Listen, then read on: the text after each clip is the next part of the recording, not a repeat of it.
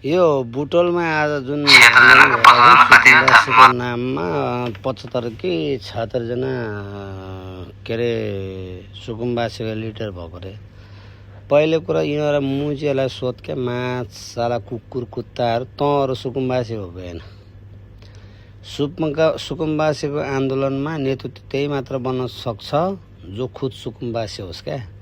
त काङ्ग्रेस एमाले माओवादीको झोलेहरू सुकुम्बासी एउटा सर्वसाधारण जनताहरूलाई चाहिँ उस्काएर तिमीहरू त्यहाँको लिडर बन्न नखोज केटा हो है। पहिलो कुरो अब नेपाली जनताहरू धेरै लाटो छैनन्, बाटो भइसक्यो हेर केटा हो।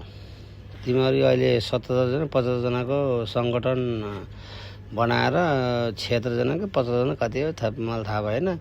तिनीहरू चाहिँ त्यो बुटोलको सुकुम्बासीहरूलाई उठाएर आन्दोलन गरेको, त्यहाँको नेतृत्व गरेको छ अरे। त पहिला सुकुम्बासी भएको होइन। तेरो छोराछोरीहरू कहाँ छ, तेरो आमा बाउ कहाँ छ होइन, तेरो आय स्रोत के छ त्यो पहिला उनीहरूको अगाडि राख, अनि मात्र तैँले त्यो आन्दोलनको नेतृत्व गर। यदि नेतृत्व गरेनस् भने नि साला एमाले माओवादी कुकुर काङ्ग्रेसको चुतियाहरू झोले नबन। भलै हामी विदेशमा छौँ होइन, तर देशको माया सबलाई हुन्छ। त्यही भएर जनताहरूलाई उल्लु नबना। जनताहरूको माग पुरा गर्न सरकार छ, बालन सरकारले गर्छ।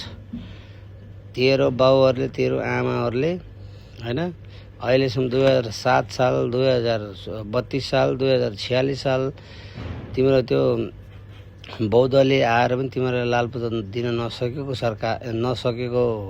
सरकारले यो सरकारले लालपुर्जा दिन्छ, त्यो पनि स्थानीय चुनावभन्दा पहिला भनेपछि कुरा बुझ्दैनस्। ए नेपाली जनता हो कतिसम्म गोरु भएको तिमीहरू, को राम्रो को नराम्रो तिमीहरूलाई थाहा